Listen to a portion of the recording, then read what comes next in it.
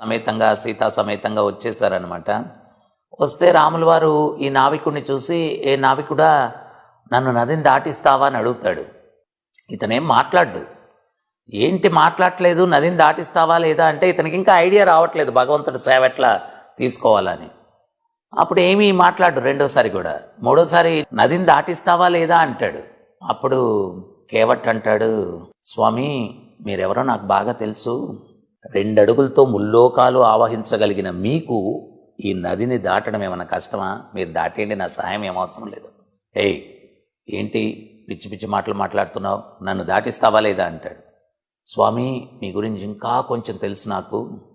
మీ పాదాల ధూళి తగిలి ఒక రాయి స్త్రీగా మారిపోయింది.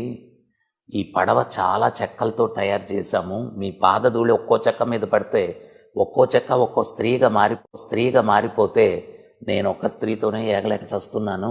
మళ్ళీ వాళ్ళందరితో నేనేం చేస్తానయ్యా స్వామి, అస్సలు మిమ్మల్ని ఎక్కించుకోను నేనన్నాడు.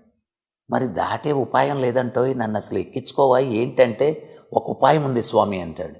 ఏంటది అంటే, మీ పాదాలు చక్కగా ప్రక్షాళన చేసి అప్పుడు ఒక్క ఇసుక రేణువు కూడా మీ పాదాలకు అంటి లేదు అని నేను కన్ఫామ్ చేసుకొని అప్పుడు నా పడవలో ఎక్కించుకుంటానంటాడు.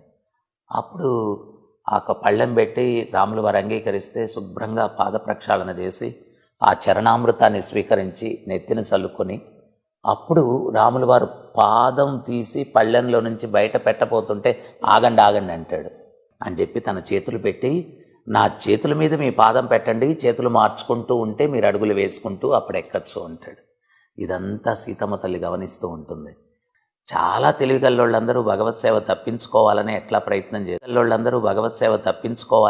ప్రయత్నం చేస్తూ ఉంటారు. వీడెంత తెలివైనడు, తెలివిగా స్వామి సేవ ఇంత బాగా కొట్టేశాడు వీడని చెప్పి ఆమె ముదమనుంది. ఆమె చేతికున్నటువంటి ఉంగరం తీసి రాముల వారికి ఇచ్చి వీడికి బహుమతిగా ఇవ్వండి అంటే, అప్పుడు ఆ కేవటికి బహుమతిగా ఇవ్వబోతూ ఉంటే ఆ ఉంగరాన్ని ఆయన ఏమంటాడంటే, స్వామి ఎందుకు ఇది ఇస్తున్నారు నాకు? ఒకే వ్యాపారం చేసేవాళ్ళం మీరు నేను. ఒకే వ్యాపారం చేసేవాళ్ళ మధ్యలో ఇచ్చిపుచ్చుకోవడాలు ఉండవు. ఏంటో ఒకే వ్యాపారం నువ్వు నేను చేసేది అంటాడు. స్వామి నేను నదిని దాటించే నావికుణ్ణి, ఈ సంసార సాగరాన్ని దాటించే నావికుడు మీరు, నేను నావికుణ్ణి మీరు నావికుడే.